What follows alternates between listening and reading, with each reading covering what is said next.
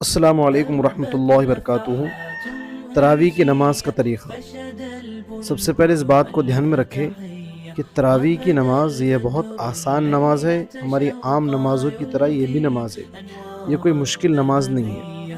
اس لیے سب سے پہلے دھیان میں رکھیں، تراویح کی نماز کے لیے شرط یہ ہے کہ سب سے پہلے ہم عشاء کی نماز پڑھیں۔ عشاء کی نماز پڑھنے کے بعد 2 رکعت سنت مؤکدہ پڑھیں، پھر 2 رکعت نفل پڑھیں، پھر اس کے بعد 20 رکعت تراویح کی نماز ہم پڑھیں گے۔ پھر 20 رکعت کے پڑھنے کے بعد پھر 3 رکعت واجب الوتر پڑھیں گے، پھر اس کے بعد 2 رکعت نفل نماز پڑھیں گے۔ یہ اس طریقے سے ہم تراویح کی نماز پڑھیں گے، اس لیے کہ بغیر عشاء کی نماز کے تراویح کی نماز نہیں ہوگی، کہ عشاء کی نماز کے بعد 2 رکعت سنت مؤکدہ، پھر نفل، پھر 20 رکعت مکمل کر کے پھر واجب الوتر ہم پڑھیں گے۔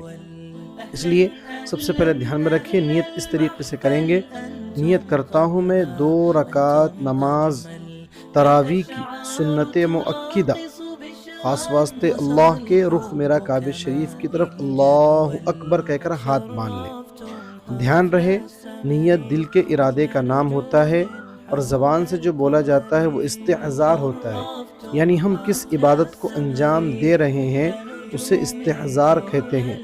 اس لیے اگر نیت ہم کو اس طریقے سے بولنا نہیں آ رہی ہے تو ہم اپنے انداز میں نیت کر سکتے ہیں۔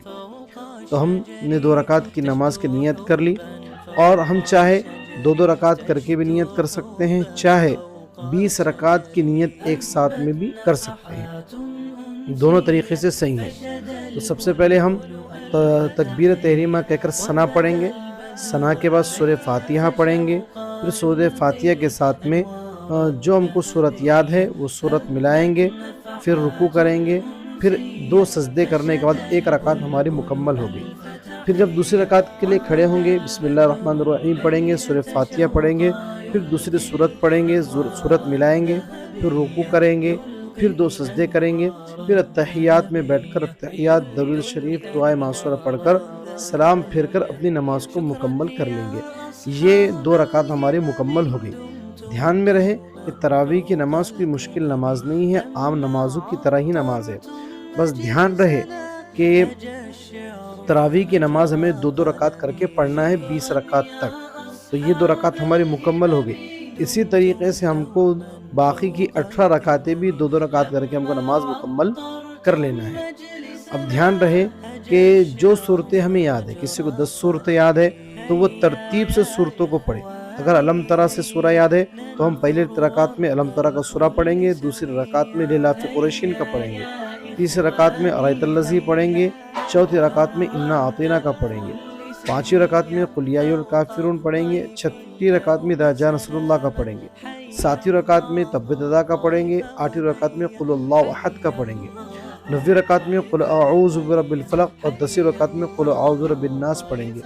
یہ ہماری 10 رکعت ہو گئی۔ اب آئندہ 11ویں رکعت جب شروع ہوں گی، ایسے پھر ڈبل سے ہم علم ترا کا سورہ شروع کریں گے۔